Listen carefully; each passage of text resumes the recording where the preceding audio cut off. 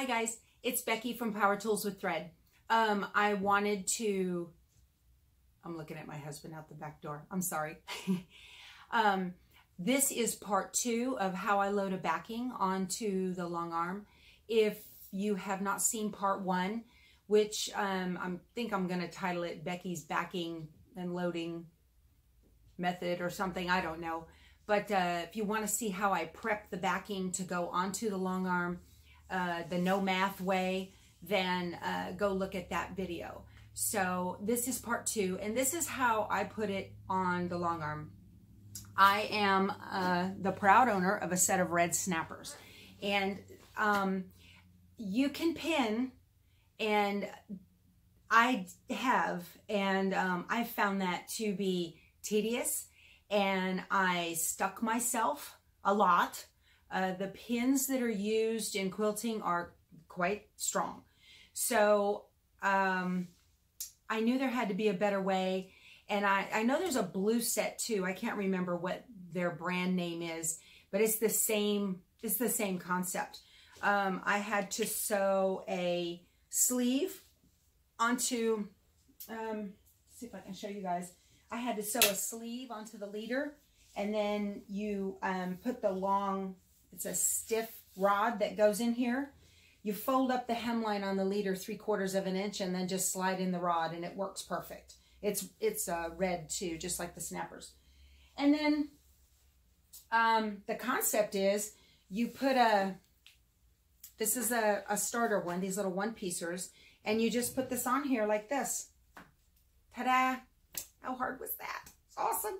So how I do this is I don't get real into, this is not for show quilts. This is for utility quilts, okay? I expect this quilt to be used to make forts, for the dog to sleep on, whatever, you know, and I'm not real picky about how it is. I want it to be finished so it can be loved. I do not, you know, those of you that do this professionally, God bless you. You make beautiful work. This is how I do it, and it's the method that works best for me with my lifestyle.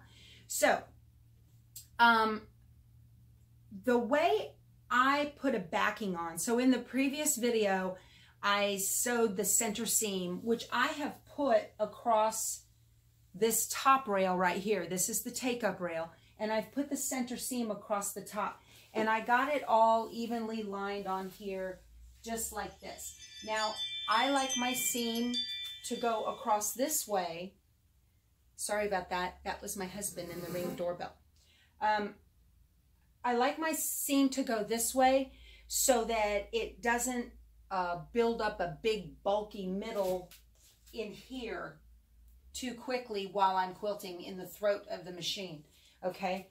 And then printed fabrics sometimes are printed wonky. I'm sure you've noticed that. So I let the fabric tell me where it wants to be.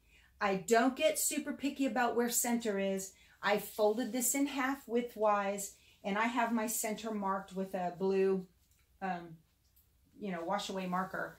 And I put it on there. It might be perfect. I don't know.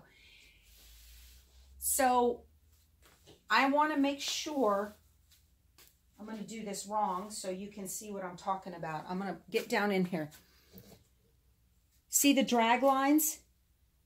See these bumpy drag lines? That tells me that the fabric is not happy, and I want my fabric to be happy. So I'm going to tug it, making sure that this stays on top of here and it's nice and straight on the very top of this bar, okay? And then I'm going to position and make sure there's no drag lines down in the well, okay? I'm going to put this back over here. I'm going to show you, make sure it's just nice and straight. If this is like this, this tells me that where there's no drag lines, this is going to roll on straight, okay? So to use the snappers, let me move my stool. To use the snappers, I'm going to drop this down just a little bit more so I don't use up a whole lot of fabric on the end here. Make sure it's nice and straight. And the fabric looks happy, okay? In garment sewing, this would be the same as your,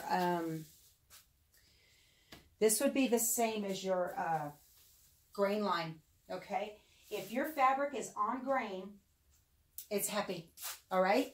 And all of this is dropping on grain with this sewn up here. So all I did was I snapped on a middle, an end, and they just barely cover the other end. And then the long piece, I take this long one right here, and I grab a hold of it and just give it a little squeeze, just like that. Just give it a squeeze.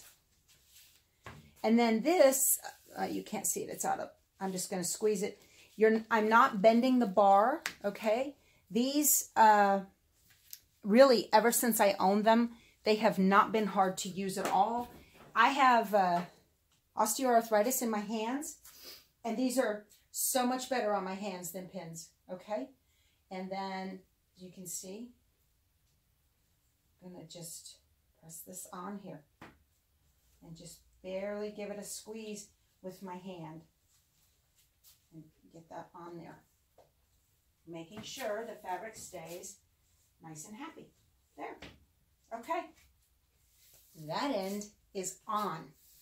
So I'm going to put this on pause, roll this up, and get to the other end. Okay, so I have this rolled up as far as it'll go right now while still maintaining this seam on here, up here. This middle seam is still up here. So now what I want to do, my husband has decided now is the time to blow leaves. Sorry. Hopefully he goes out front first. Oh my gosh, do we have leaves. So now what I'm going to do is the exact same concept. My, the rod is right here, okay? And again, I don't know if it's perfectly center. I'm just looking in here, and I want to make sure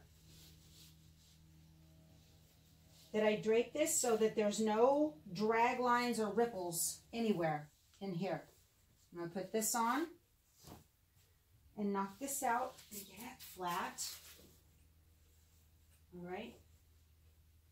Because if your fabric's been printed funny, and you put it on according to the print, or you put it on, and you know, in a perfect world, if you put it on according to the selvage edge, it ought to be perfect. Sometimes it's not. So, okay, this looks like, and I can actually tell by the lines on my leaders that where this one is here and where this one is here are in the same spot. But look down the well here. See the well? No drag lines at all. I know that this backing is going to roll on and be perfectly flat, okay? I'm going to come around behind the camera and not kick it like my dogs do. I need to roll this just a little bit to get the bar up on top, to get the rod, the snapper rod right up on top. Okay, I'm going to put one in the middle, approximately. The little ones, these just hold it in place. I can't believe with my poor quilting skills that I'm doing a video telling you guys how to do this, but this is how it works for me. I am not a professional in any way, shape, or form, okay? So there. Now this thing's on. I still don't have any drag lines. Everything looks good. I'm going to put on this long one. See how easy this goes on? I'm not all wound up about, oh my gosh, there's, you know, 2 1/4 inches over here on one end and 1 3/4 inches over here on the other end. I'm not wound up about that because I can see there's no drag lines. It's going to roll perfectly. Okay, I'm going to take this other one. I do like to make sure that there is enough snapper action going on so that the very edge of the fabric is covered. All right, that's it. It's on.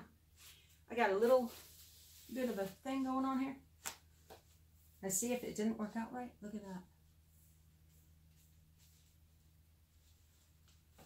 Take it off. And as we say in my job, fix it. This is great. Okay. I am going to roll this up the other way. I need to get this rolled, I think, this direction. Is that right? Nope, I need to roll it this direction. Right. So that it's, you know, and of course your leader over here on the other end where the machine is decides to get all wound up. Okay. Get that straight. Make sure I have no drag lines. All right. This is done. That took me, if I wasn't talking, I can get this done in about 5 minutes. Literally, maybe 10. So loosen up this one. And now I'm just going to roll and make sure that my ends stay about the same spot, nice and smooth. I don't have any big bubbles going on. And now look, as I bring it up here, oops, I forgot to cut that off. I don't know if that's going to show through, and I don't know that it'll matter. Yeah, big deal. You know what, I might cut it off right now. Hold on. Okay, so I just trimmed this down to 1/4 inch. I just used my scissors. And so as I was saying, now you can see this is the seam that was sitting up here. It's now sitting here, and it is perfectly in the same spot, straight all the way down.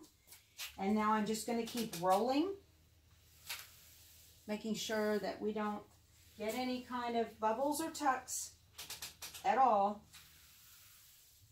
I am not the originator of this idea of using the fabric to tell you how to do your quilt.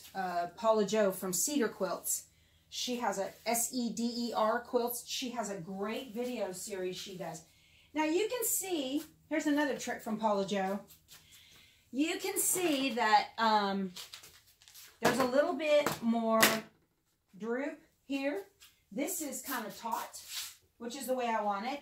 And I got a little bit of droop right here.